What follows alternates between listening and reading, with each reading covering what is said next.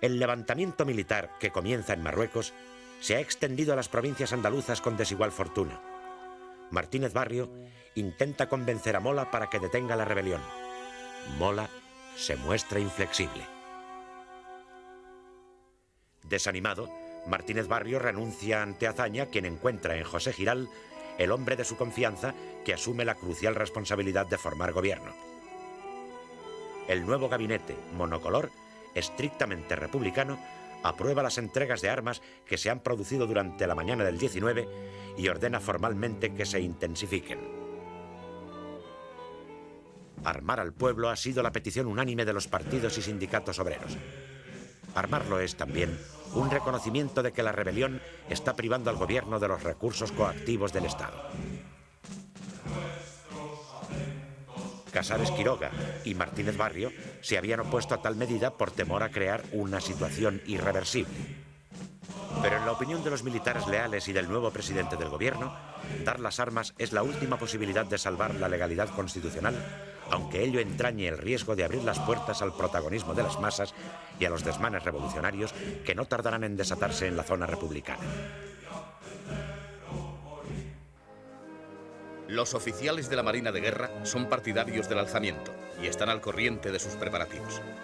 Pero un radiotelegrafista de la Armada, el auxiliar Benjamín Balboa, va a impedir que la Marina se sume a la sublevación. Estando de servicio el 18 de julio en el Centro de Comunicaciones Navales de Madrid, capta el primer saludo de Franco al Ejército de África. El mensaje solicita retransmisión a través de la vía oficial a los diversos mandos militares peninsulares. Balboa da cuenta de ello a las autoridades del ministerio, impide que el mensaje de Franco se retransmita y detiene al oficial que intenta hacerlo. Entra en contacto con los radiotelegrafistas de la escuadra, en general adictos a la República, y consigue que la mayoría de los barcos y de las bases navales se mantengan en contacto permanente con el gobierno y obedezcan sus instrucciones. Balboa y sus compañeros evitan que la rebelión militar incline las unidades navales en contra de la República. Frente a Melilla están concentrados en la mañana del 18 de julio los destructores Sánchez Barcaiztegui, Lepanto y Almirante Valdés. Captan la proclama de Franco incitando a la rebelión y asimismo la orden de Madrid de abrir fuego sobre los centros militares de la ciudad. No cumplen ninguna de las dos. En el Sánchez Barcaiztegui y en el Almirante Valdés, la marinería se hace con el control y arresta a los mandos.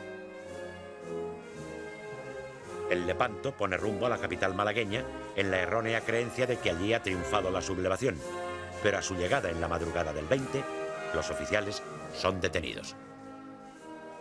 En el destructor Churruca, que ha trasladado a Cádiz el 19 un contingente de tropas rebeldes africanas, la marinería se opone a los sublevados. La oficialidad es arrestada y el buque toma rumbo a Málaga. Tanto los oficiales del Churruca como los del Lepanto y los del Sánchez Barcaiztegui son confinados en el mercante JJ Sister y serán juzgados el 20 de agosto, siendo fusilados en su mayor parte.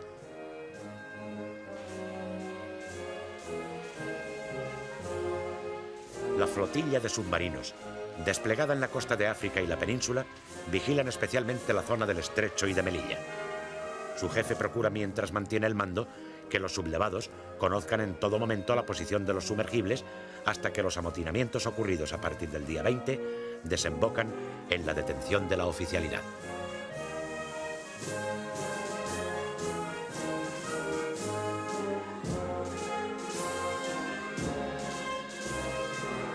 En los cruceros Cervantes, buque insignia de la flota, y Libertad, que navegan desde el Ferrol al Estrecho, las dotaciones proclaman su lealtad a la República y detienen a los mandos.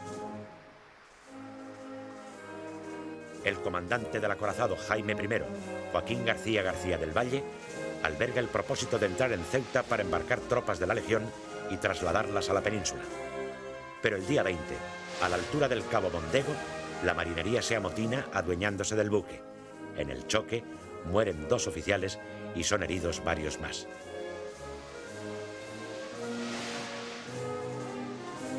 El gobierno designa al capitán de fragata Fernando Navarro Capdevilla como jefe de la flota de operaciones republicana, quien se dirige con el destructor Almirante Ferrandiz hacia Tánger.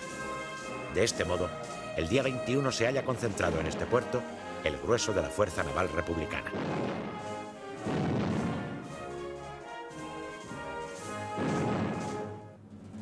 Las contrariedades que sufren los rebeldes en la flota son compensadas por los éxitos del general Mola en Navarra. El comandante de la Guardia Civil, José Rodríguez Medel, se opone a la sublevación.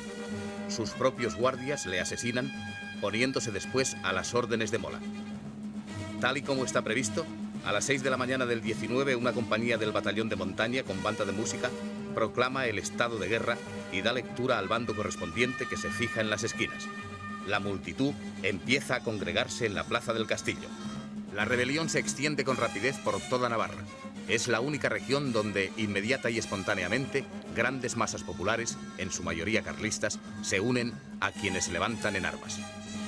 El recuerdo de las guerras carlistas todavía entusiasma a los requetés, que acuden por miles a luchar contra la República. En algún caso, miembros de una misma familia, que representan a 3 generaciones, se encuadran en la misma unidad.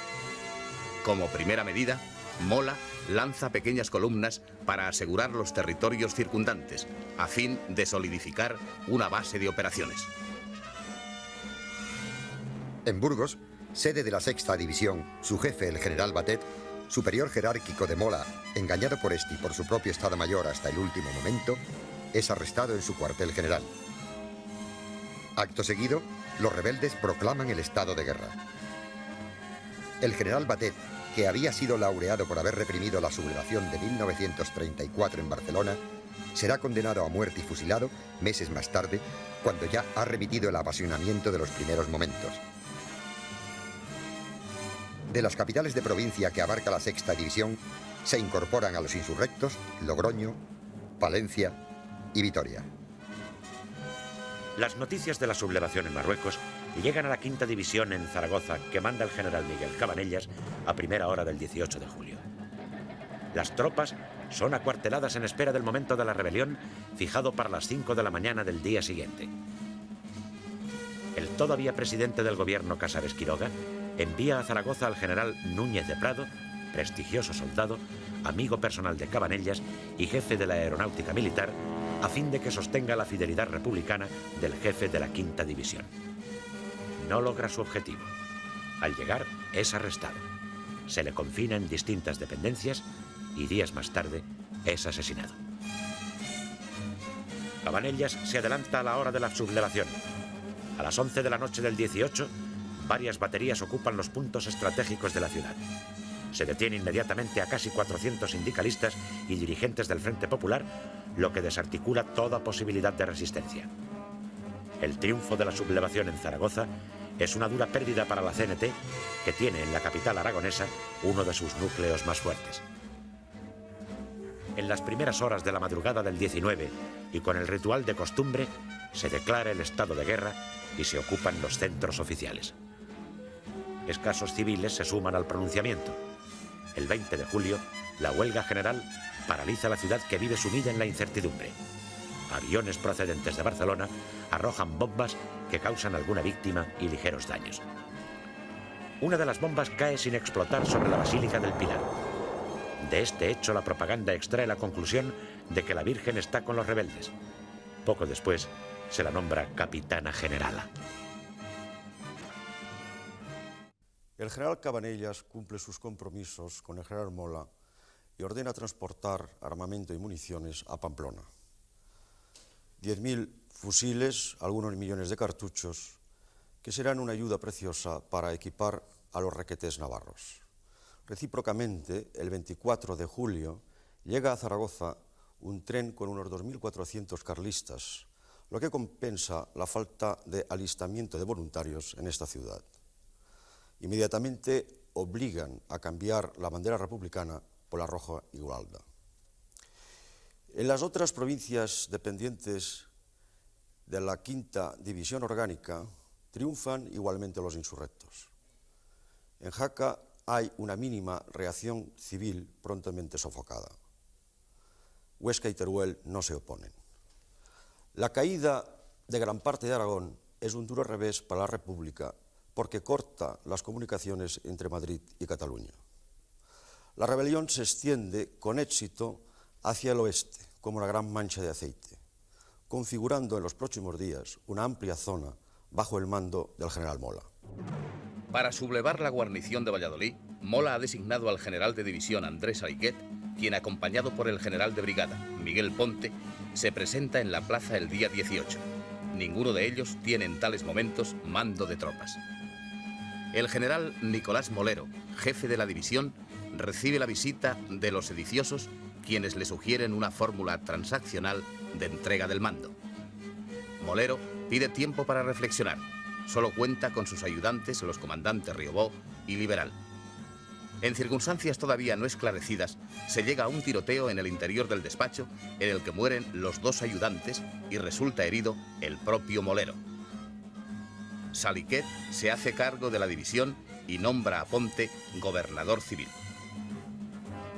Molero es encarcelado y años más tarde recobrará la libertad. El depuesto gobernador civil, Luis Lavín, es fusilado en agosto. El estado de guerra se declara en la madrugada del 19 de julio. Con el ejército colaboran estrechamente guardias de seguridad y asalto, la Guardia Civil y los falangistas, cuyo líder, Onésimo Redondo, acaba de salir de la prisión de Ávila. En Valladolid, la represión es muy violenta. Se producen centenares de detenciones. Se llena la cárcel nueva y es preciso habilitar la plaza de toros y las cocheras para albergar a tantos detenidos. Comienzan los paseos y los asesinatos de los elementos de izquierda. En esta sucia tarea corresponde un papel relevante a la Falange, apoyada por la autoridad militar. La intensidad de la represión es tal que la prensa publica un llamamiento pidiendo al público que no acuda a presenciar las ejecuciones. También el general Mola solicita discreción al respecto. La rebelión se impone rápidamente, aunque con menos violencia, en el resto de las plazas de la séptima división: Zamora, Salamanca, Ávila y Segovia. Consecuencia de la sublevación es el triunfo del alzamiento en Cáceres, que pone en manos de Mola una zona limítrofe con Portugal y ofrecerá más adelante la posibilidad de enlace del Ejército del Norte con las tropas rebeldes que suban desde Sevilla. El alzamiento triunfa completamente en Galicia. Ello trae consigo dos importantes consecuencias para el consolidamiento de los sublevados. En primer término, el control de una comarca muy rica en recursos económicos y demográficos. En segundo lugar, el control de toda la fachada occidental del país, desde Huelva hasta Lugo, sin solución de continuidad. En el plano militar, estratégicamente hablando, el dominio de la importante base del Ferrol, donde se están construyendo precisamente algunas unidades militares, tiene también una gran trascendencia para la causa sublevada. Hasta el 21 de julio, los mandos de esta importante base naval permanecen a la expectativa hasta el tener noticias fidedignas de lo acaecido en el norte de África. El día 21, la sublevación de la Guardia Civil hace entrar la situación por derroteros imprevisibles. El jefe del arsenal contraalmirante Antonio Azarola, católico acendrado, cuya actitud ha sido pasiva, es juzgado en Consejo de Guerra y condenado a muerte. En La Coruña, como en muchas otras capitales, la rebelión se inicia con la bandera tricolor, el himno de Riego y el grito de ¡Viva la República! El alcalde desaconseja armar al pueblo. El gobernador civil resiste en el edificio del gobierno con varios mandos de la Guardia de Asalto, pero la unión de la Guardia Civil a los rebeldes empeora la situación. La falange local, armada rápidamente y encabezada por el dirigente santanderino Manuel Edilla, resulta de gran ayuda al ejército para acabar con la escasa resistencia. El gobernador, Pérez Carballo, y muchas otras personas que no se unieron a la rebelión son fusilados poco más tarde en Punta Herminia. En Pontevedra, el ejército se mantiene al principio en calma, pero la adhesión de la Guardia Civil a la insurrección decide el triunfo de esta tras una tímida resistencia civil. En Vigo, es una unidad de infantería la que proclama el estado de guerra y responde con fuego a quienes insultan al oficial que la manda. En las afueras de la ciudad aparecen pequeños conatos de resistencia brutalmente reprimidos. Incluso los civiles que se rinden son pasados por las armas. En Orense, el cambio de situación política se desarrolla sin dificultades, al igual que en Santiago de Compostela, donde las autoridades civiles hacen una oposición puramente simbólica. La represión será especialmente severa en Galicia. A pesar de que 3 de ellos solamente han tenido una actitud pasiva, sus 4 gobernadores civiles serán fusilados. Se calcula que hasta fines de diciembre de 1936 el número de represaliados alcanza la cifra de 2.500. Especialmente trágico y doloroso será el caso de doña Juana Capdevila, esposa del gobernador civil de La Coruña.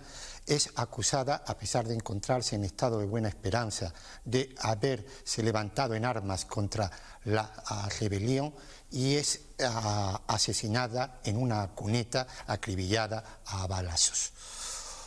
No es de extrañar que ante estos acontecimientos un gran número de partidarios de la República huyan a las zonas montuosas y allí configuren unas guerrillas que mantendrán una gran y heroica resistencia. La rápida propagación del golpe militar fracasa en Asturias, salvo en Oviedo y Gijón, las 2 únicas ciudades con tropas. El gobernador militar de Oviedo y jefe de la guarnición es el coronel Antonio Aranda, hombre de reconocidas simpatías republicanas. Al llegar las noticias de la sublevación del protectorado, Aranda se reúne con el gobernador civil y con los diputados socialistas Ramón González Peña y Belarmino Tomás. Les convence fácilmente de su lealtad al gobierno. Sugiere que se envíen columnas de mineros para aplastar a los rebeldes en otras ciudades, dado que en Asturias no hay peligro alguno. 2.500 mineros con 200 mosquetones salen de Oviedo por ferrocarril y carretera hacia el sur, con ánimo de llegar a Madrid. Todo ha sido una añagaza para alejar de Oviedo a una potente y bien fogueada fuerza obrera. El 20 de julio, cuando han marchado los mineros, Aranda proclama el estado de guerra a los acordes del himno de Riego. Se ocupa la emisora de radio. Los guardias civiles vencen la resistencia de los de asalto. En la cuenca minera se produce, mientras tanto, una movilización general. Cerca de 3.000 hombres marchan sobre Oviedo totalmente controlada por Aranda. No logran penetrar. La capital quedará aislada en zona republicana hasta que en octubre tropas procedentes de Galicia consiguen abrir un corredor de comunicación.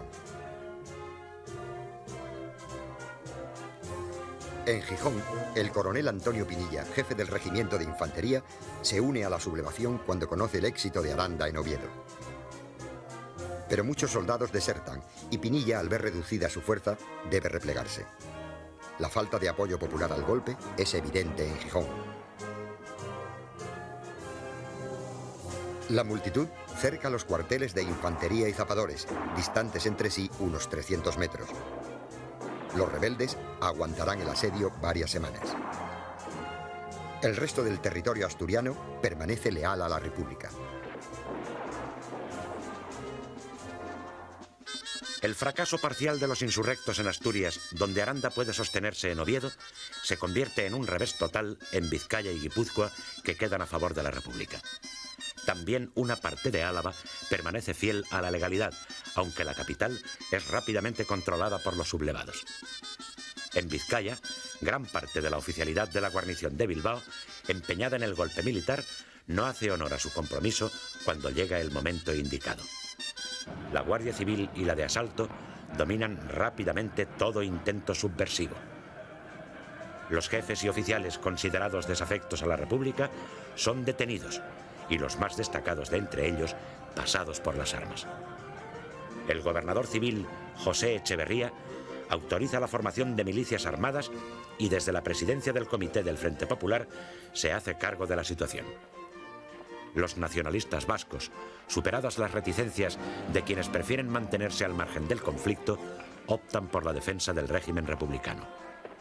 Esperan obtener el Estatuto de Autonomía, a punto de ser aprobado por las Cortes. Lo conseguirán en octubre. Esta decisión tiene trascendencia para el futuro, ya que hace posible la apertura del Frente del Norte con la consiguiente prolongación de la guerra. En San Sebastián, el comandante militar coronel León Carrasco ordena el 18 de julio el acuartelamiento de las tropas y se mantiene a la expectativa sin decidirse claramente. Se sublevan las fuerzas acuarteladas en Loyola y algunos elementos de la Guardia Civil.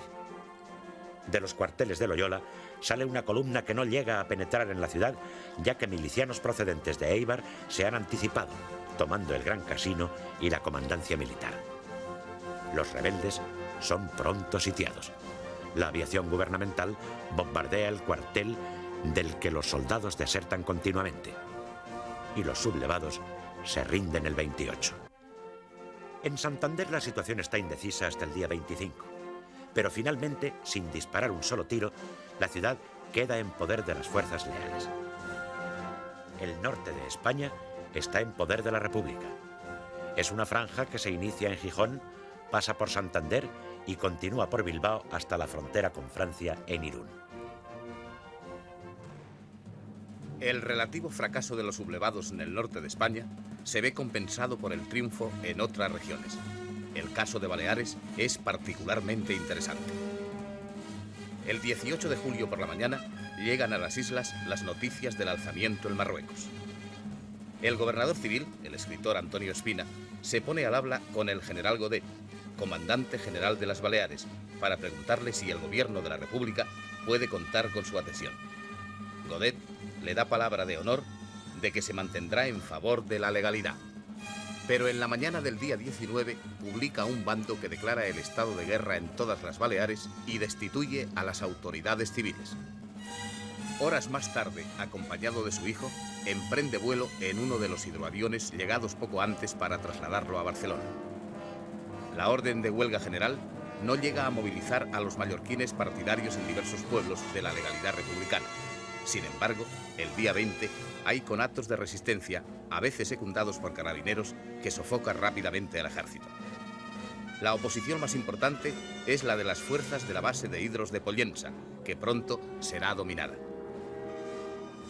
En Menorca, el día 20, los intentos de rebelión se encuentran con la oposición de los suboficiales apoyados por la tropa. Toman el mando de la isla un brigada de infantería y un auxiliar de marina. Menorca permanece fiel a la legalidad republicana hasta el final de la guerra.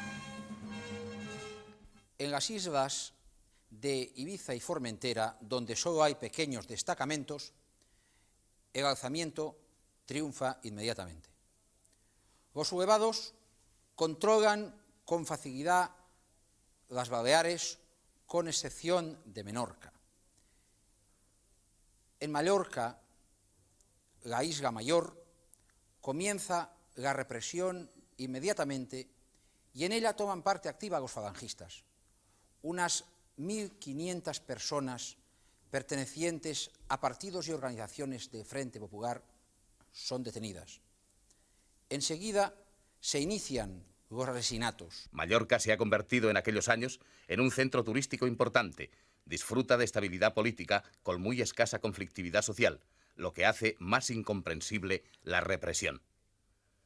El escritor católico francés Georges Bernanos deja un impresionante testimonio de su dureza en su obra Los grandes cementerios bajo la luna. El sábado 18 de julio de 1936 es en Barcelona un sábado de verano. Lo único que preocupa a la población es el fin de semana y sus vacaciones.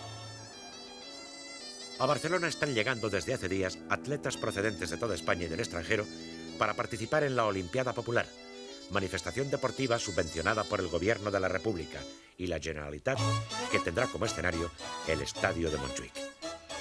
Esta Olimpiada quiere ser una réplica de los antifascistas del mundo entero a los Juegos Olímpicos que van a celebrarse en Berlín y que el régimen nazi quiere aprovechar como carta propagandística. Se calcula que participarán en la competición 4.000 atletas. La ciudad se dispone a celebrar al día siguiente la inauguración de la Olimpiada Popular por el presidente Lluís Companys. En las jornadas anteriores han circulado noticias inquietantes sobre un posible pronunciamiento castrense que el presidente de la Generalitat ha desmentido. A la vez, se hace pública la clausura de centros y detención de elementos antirrepublicanos. Durante la mañana del sábado 18 de julio, a pesar de la censura de prensa y radio, ha empezado a extenderse con insistencia por la ciudad el rumor de una sublevación militar en Marruecos. La noticia, sin embargo, no interrumpe la vida normal de los ciudadanos. Se cree, en general, que la sublevación, de confirmarse, no pasará de ser un intento fracasado como el del general Sanjurjo en 1932. Al atardecer de ese sábado, el célebre violonchelista Pau Casals ensaya con su orquesta el concierto inaugural de la Olimpiada Popular que debe tener lugar al día siguiente. Pero el ensayo se interrumpe al llegar la noticia de que la inauguración de la Olimpiada Popular se ha suspendido porque la sublevación militar se ha extendido a la península. La noche del 18 al 19 es de expectación y preparativos.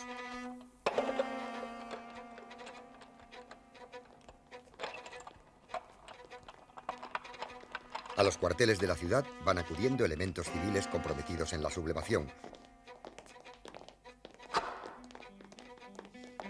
Unos 2 centenares de requetés, falangistas y miembros de Renovación Española.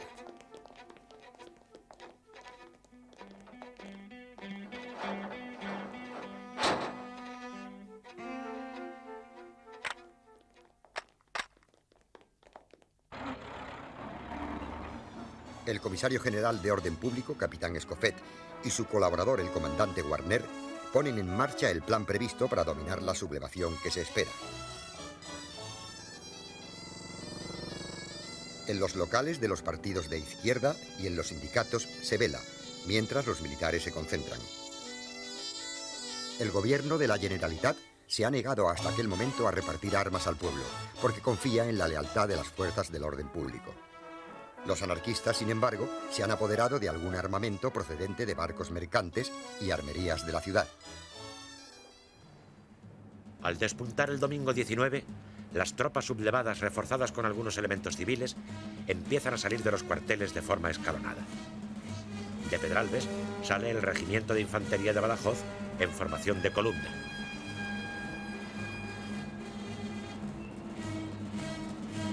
En el cuartel de artillería de Sant Andreu, los elementos civiles concentrados pertenecientes al Requeté se han negado a salir a la calle porque el alzamiento se ha hecho al grito de ¡Viva la República!, dado por el capitán Reilen. Quedan en el cuartel para asegurar su defensa. Escofet es informado inmediatamente y pone en marcha su estrategia. Las fuerzas de asalto y de seguridad ocupan los lugares claves de la ciudad. La CNT hace sonar las sirenas de las fábricas y del puerto. Su sonido alerta a los militantes y a toda la ciudad. La sublevación ha empezado en Barcelona.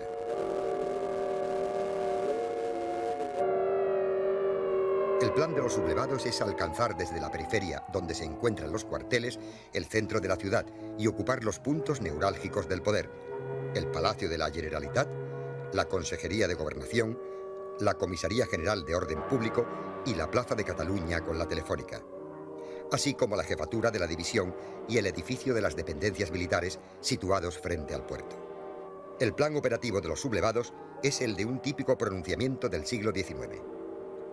Los insurrectos cometen errores notables. Por ejemplo, no intentan tomar las 2 emisoras de radio situadas a pocos metros de la Plaza de Cataluña.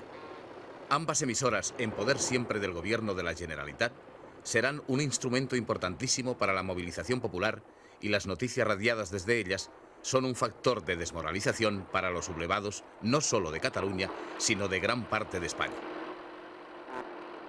El presidente Companys, para no encontrarse aislado en el Palacio de la Generalitat, se traslada a la Comisaría General de Orden Público, donde está el puesto de mando del capitán Escofet. Las columnas de los sublevados, a medida que avanzan por las calles, sufren bajas a causa del tiroteo constante que reciben desde las esquinas y azoteas, donde se han apostado fuerzas de orden público y elementos civiles. Se ven obligados a detenerse cuando chocan con el grueso de las fuerzas de asalto y seguridad que Escofet ha apostado en sus itinerarios.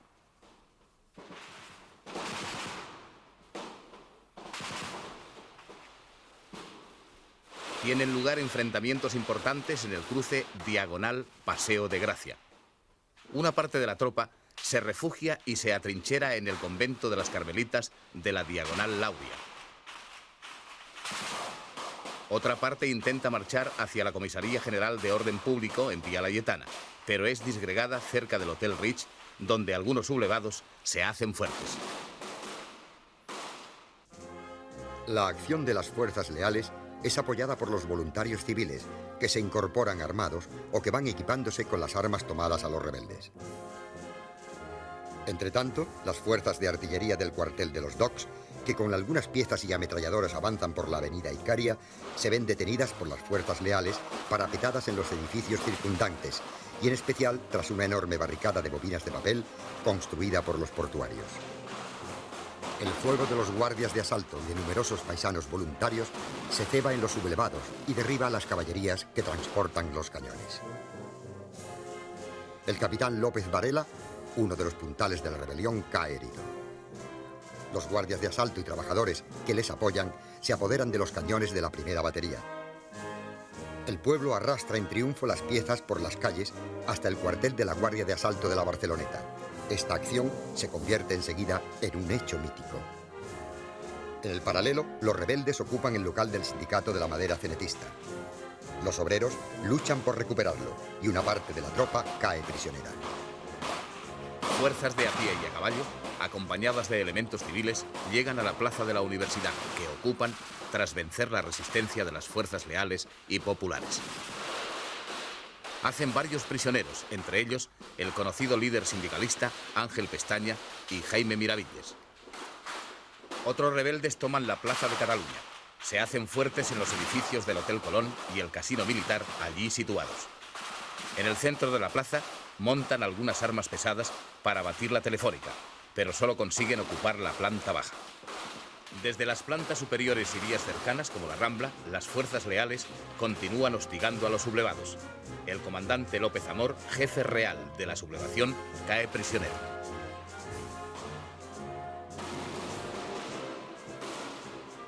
Para reconquistar la plaza de Cataluña, el capitán Escofet envía allí una columna de guardias de asalto a través de los túneles del metro.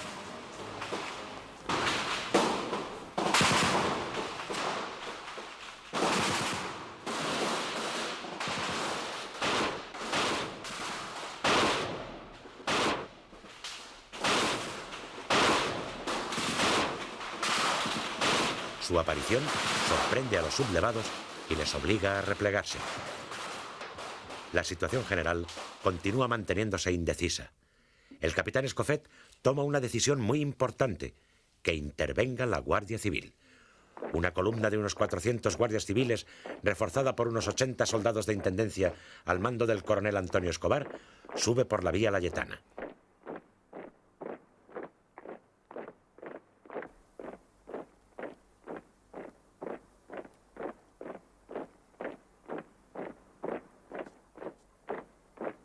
Llega frente a la Comisaría General de Orden Público. En el balcón se encuentran el presidente Companys, Josep Tarradellas y otras autoridades.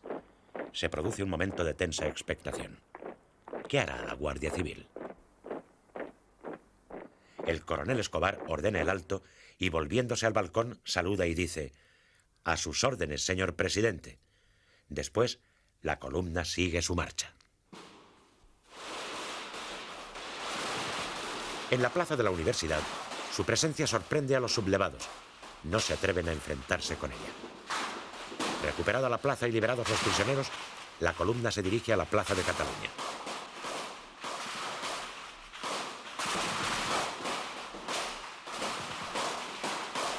Su llegada desconcierta a los sublevados, que pierden el centro de la plaza y resisten en el Hotel Colón y en el casino militar.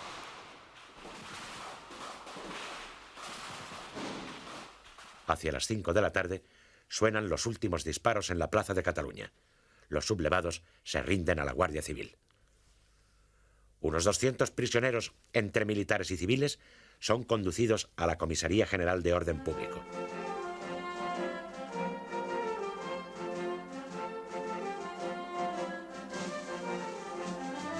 Recuperada la plaza de Cataluña, fuerzas de asalto y civiles armados, con uno de los cañones conquistados, atacan a los sublevados que se han hecho fuertes en el Hotel Ritz. Finalmente, también se rinden. En medio del caos y desconcierto de la jornada, un audaz fotógrafo sale a la calle y, arriesgando su vida, acompaña a las fuerzas leales, captando con su cámara instantáneas que darán la vuelta al mundo. Agustín Centelles. Mientras tanto, en el aeródromo del Prat del Llobregat, el jefe de la base de la aviación militar, teniente coronel Felipe Díaz Sandino, y el capitán Alberto Bayo han conseguido imponerse a los oficiales partidarios de la sublevación. Los 4 aparatos Breguet, en condiciones de vuelo, se ponen a disposición del gobierno. Atacan a los sublevados del cuartel de artillería de los Docks y del parque de artillería de la barriada de Sant Andreu del Palomar. Lanzan octavillas informando que los soldados quedan licenciados y sus jefes destituidos. La acción de los aviones, más que sus efectos materiales, es importante por la desmoralización que produce entre los insurrectos al comprobar que el alzamiento no es secundado por todas las fuerzas del ejército. Además, la aparición en el cielo de Barcelona de la aviación da ánimos a quienes combaten a los sublevados. Sin embargo, la base de hidroaviones ha caído en manos de los rebeldes y a ella llega el mismo domingo al mediodía el general Godet en vuelo desde Mallorca. Viene a hacerse cargo del mando porque el general Llano de la Encomienda, máxima autoridad militar en Barcelona, no se ha plegado a los planes de la sublevación. Godet ordena detener a Llano de la Encomienda y le sustituye en el mando de la división. Al darse cuenta de que la situación es muy grave para los rebeldes, Godet intenta recuperar la iniciativa. Da órdenes de que los 4 hidroaviones que han llegado con él desde Mallorca bombardeen el aeródromo del Prat. Pero es imposible. Los pilotos, al ver que la marinería de la aeronáutica se opone a la sublevación, han emprendido vuelo de regreso. Godet pide refuerzos por radio a Palma y a Zaragoza. El general trata de atraer a la Guardia Civil y llama por teléfono al jefe de esta, general Aranguren, quien le contesta: si mañana me fusila usted, habrá fusilado a un general que ha hecho honor a su palabra y a sus juramentos militares. Pero si mañana le fusilamos nosotros, fusilaremos a un general traidor que ha faltado a su palabra y a su honor. En un último intento, Godet pretende que tropas a sus órdenes se apoderen de la Consejería de Gobernación de la Generalitat, pero es imposible. A media tarde, después de haber perdido los insurrectos las plazas de la Universidad y de Cataluña, un río de gente armada pone sitio al mando de la división. El edificio sufre el fuego de 2 cañones tomados en la avenida Icaria, de varias ametralladoras y de numerosos fusiles. Se dispara desde lo alto de los edificios circundantes y desde todos los improvisados parapetos que han surgido en los alrededores. Ante la gravedad del momento, el general Godet telefonea a Josep María España, consejero de Gobernación de la Generalitat, y anuncia que aceptará rendirse únicamente a la Guardia Civil. Así se acuerda, y los sublevados izan la bandera blanca. Son hechos prisioneros y Godet es conducido ante el presidente Companys en el Palacio de la Generalitat. Companys dice al general que cuando se juega y se pierde hay que pagar lealmente. Le recuerda que en octubre del 34, siendo presidente de la Generalitat, se entregó para evitar un derramamiento de sangre y sugiere a Godet que aconseje a los rebeldes que se rindan. Godet, dejando sentado que los demás le han abandonado, pero que él no se ha rendido, acepta y pronuncia por radio estas palabras. La suerte me ha sido adversa y yo he quedado prisionero.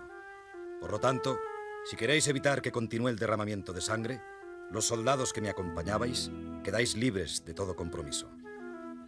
A continuación, Companys toma el micrófono y se dirige en catalán a los oyentes diciendo: Ciudadanos, acabáis de escuchar al general Godet, que dirigía la insurrección, pidiendo que se evite el derramamiento de sangre. La insurrección ha sido dominada. Es necesario que todos continuéis a las órdenes del gobierno de la Generalitat y os atengáis a sus consignas. No quiero terminar sin hacer un fervoroso elogio de las fuerzas que con coraje y heroísmo han luchado por la legalidad republicana, ayudando a la autoridad civil. ¡Viva Cataluña! ¡Viva la República!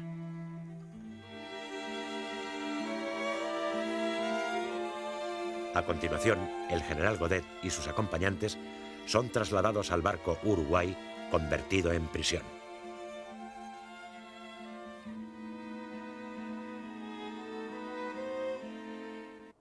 Al anochecer del 19 de julio ocurre un hecho que habrá de tener gran trascendencia. Al ver fracasar la insurrección, las fuerzas militares y civiles que defendían los cuarteles y la amaestranza de la barriada de Sant Andreu de Palomar los abandonan.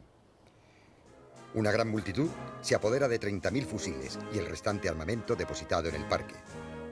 Casi todo este material cae en manos de la CNT, de la FAI y de numerosos incontrolados, quienes contarán así con un equipo superior al de las fuerzas de orden público de la Generalitat. Al terminar el día, la sublevación en Barcelona puede darse por vencida, a pesar de algunos focos de resistencia. En el resto de Cataluña, las guarniciones rebeldes deponen su actitud y van rindiéndose progresivamente. Al amanecer del lunes 20, solo resisten en Barcelona 3 reductos. Las dependencias militares, el antiguo cuartel de las Atarazanas y el convento de los Carmelitas, donde se ha hecho fuerte la víspera un grupo de oficiales y soldados. Las tropas gubernamentales y los civiles armados mantienen el cerco. Aislados y hostigados continuamente, los sublevados en dependencias militares no tardan en rendirse. Las fuerzas de orden público se hacen cargo de los prisioneros. Entre los cadáveres se encuentra el del capitán Ramón Mola, hermano del general. Se ha suicidado. El cuartel de Atarazanas, cañoneado y bombardeado por la aviación, resiste heroicamente durante varias horas.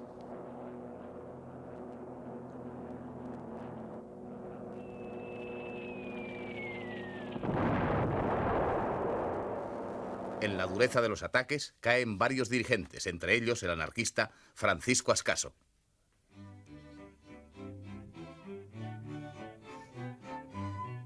El teniente José María de Colubi, alma de la resistencia, pide rendirse a condición de hacerlo a las unidades de orden público. Pero al salir del edificio, grupos de anarquistas exasperados por la pérdida de su líder le dan muerte junto a otros defensores.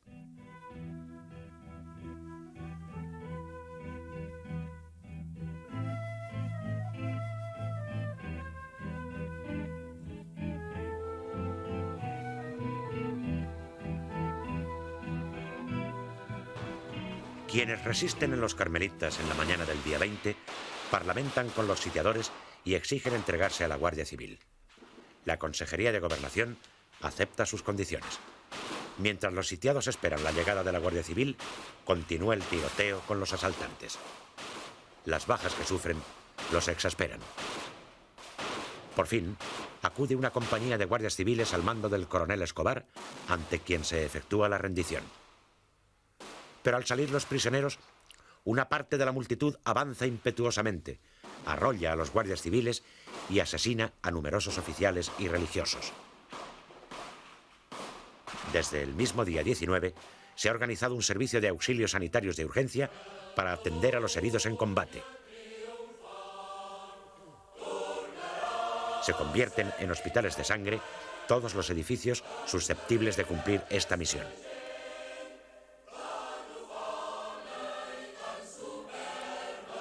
A mediodía del lunes 20, el alzamiento ha sido sofocado en Barcelona, pero inmediatamente van a vivirse las trágicas consecuencias de la sublevación.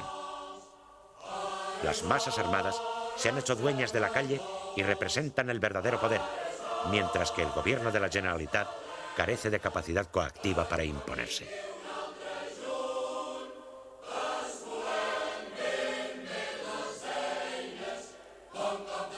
Se avecinan días de fiesta revolucionaria.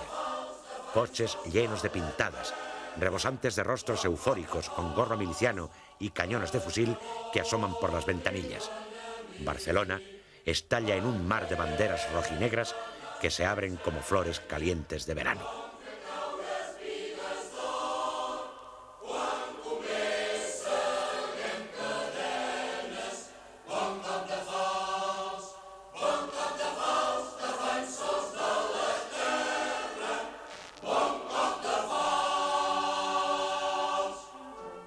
Los acontecimientos de Barcelona ejercen una gran influencia en la capital de España.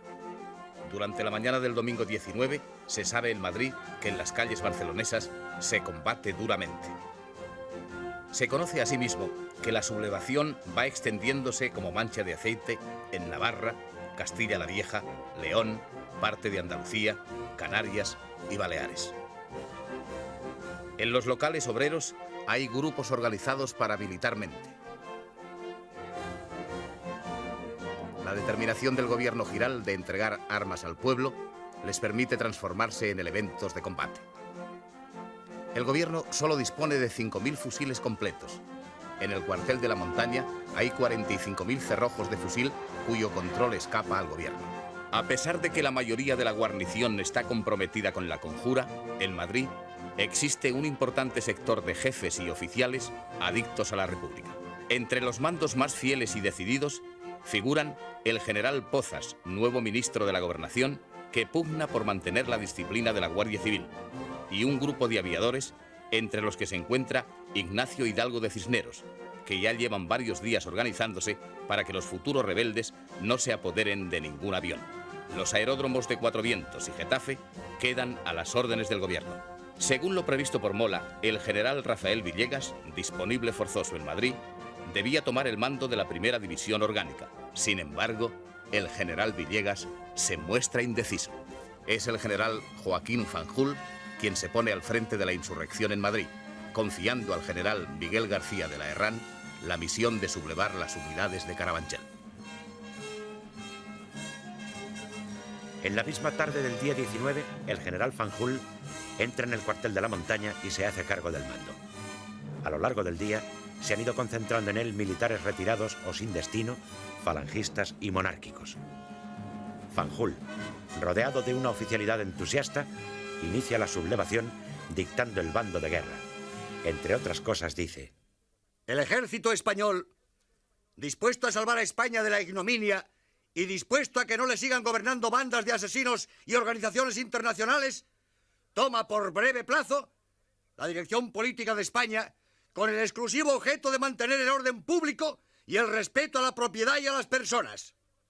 Exhorto a los obreros a que mantengan una actitud patriótica de acatamiento, porque este movimiento tiende, en primer término, a librarnos de la dictadura de los hombres que os rigen y que os están sumiendo en la mayor miseria. Tened presente, obreros españoles, que el ejército, cuya masa sale de vuestra sangre, no os abandonará en la obra de justicia que hay que realizar. El bando concluye gritando: ¡Viva España! ¡Viva la República! ¡Viva el ejército! El general Fanjul cuenta con 150 jefes y oficiales, unos 1.400 hombres entre soldados y clases, y además los voluntarios que se le han incorporado. Sin embargo, renuncia a cualquier iniciativa y permanece en el interior del acuartelamiento. Su única acción es colocar 2 ametralladoras en la puerta. Cuando se corre por Madrid la noticia de que el cuartel de la montaña está en rebeldía, se produce una movilización espontánea de masas que se dirigen hacia él. Todos van pletóricos de entusiasmo ante las noticias de que en Barcelona se está derrotando a los sediciosos. Una muchedumbre en la que se confunden guardias civiles, soldados, paisanos y guardias de asalto, apoyados por 2 cañones, uno de los cuales llega remolcado por un camión de cerveza, tirotea las fachadas del edificio. En la noche del 19, Dolores Ibarruri habla por la radio desde el Ministerio de la Gobernación en nombre del Partido Comunista. Apela textualmente a todos los trabajadores sin excepción a que ocupen un puesto en el combate para aplastar definitivamente a los enemigos de la República y de las libertades populares. El cuartel, a más baja altura que los edificios circundantes, es dominado desde sus terrazas. Se colocan potentes altavoces por los cuales se dice a los soldados que el gobierno de la República los ha licenciado y que pueden salir y marcharse a sus casas. El entusiasmo popular en los alrededores es enorme. Un avión arroja sobre el cuartel octavillas en las que se insta a la rendición. Se hace fuego de artillería. Poco después, una bomba de aviación cae en el centro del patio. La moral de los asediados se derrumba, aunque Fanjul les dice que una columna de Mola avanza rápidamente hacia Madrid. Los sitiadores envían un emisario para intentar que los sitiados se rindan, pero el coronel Serra, que manda a la tropa, se niega. Entonces se reanuda el bombardeo y ello causa desconcierto entre los asitiados e indisciplina entre la tropa. De una ventana aparece colgada una bandera blanca y varios soldados abandonan el cuartel corriendo. Entonces los sitiadores creen que la tropa se rinde y avanzan hacia el edificio. Le reciben varias descargas cerradas y las ametralladoras, instaladas en el interior del cuartel, hacen una masacre, con lo que se excita todavía más la cólera popular. Pero después de ello aparece una nueva bandera blanca, seguida de algunas más. Avanza disciplinadamente la Guardia Civil y penetra en el recinto. Detrás se lanza la masa enardecida.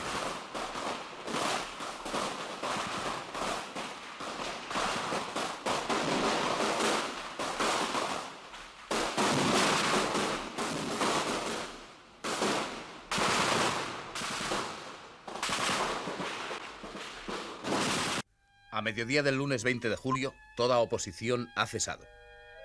De los casi 150 oficiales y jefes que han luchado en el cuartel de la montaña, caen abatidos 98, son heridos 14 y hechos prisioneros 12, entre ellos el general Fanjul, que se salva así de la ira popular en aquel momento.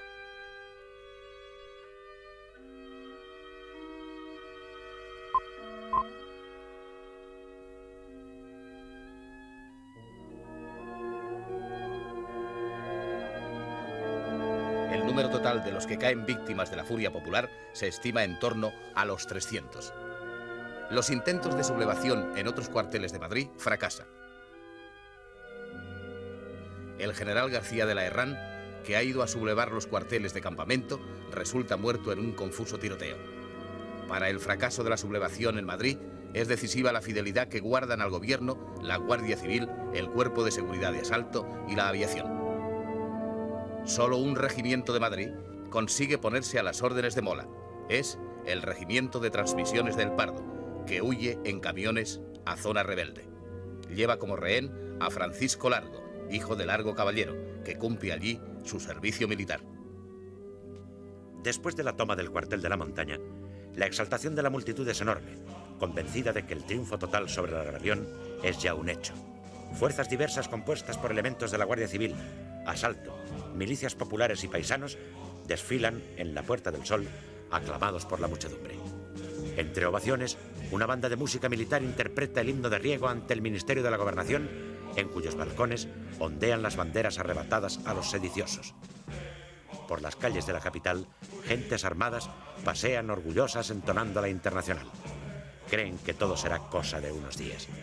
El triunfo provoca una euforia poco acorde con la realidad. Todavía no se piensa que España se encuentra en el umbral de una contienda civil. Por encargo de Mola, el piloto José Antonio Ansaldo ha volado a Lisboa para llevar a Burgos al general Sanjurjo. Al presentarse al ilustre exiliado, Ansaldo se declara solemnemente a las órdenes del jefe del Estado español. El gobierno de Madrid, a través del embajador Claudio Sánchez Albornoz, protesta ante las autoridades portuguesas porque se haya permitido a un piloto rebelde utilizar un aeródromo militar en el país vecino. En consecuencia, Ansaldo ha de trasladar su avioneta a un pequeño campo de aterrizaje en Mariñas. Se fija la fecha del 20 de julio para emprender el viaje a España. Cuando despega la avioneta, no consigue elevarse. Roza las copas de los pinos que rodean el aeródromo, capota y se incendia. Sanjurjo perece carbonizado, mientras Ansaldo sufre tan solo algunas heridas.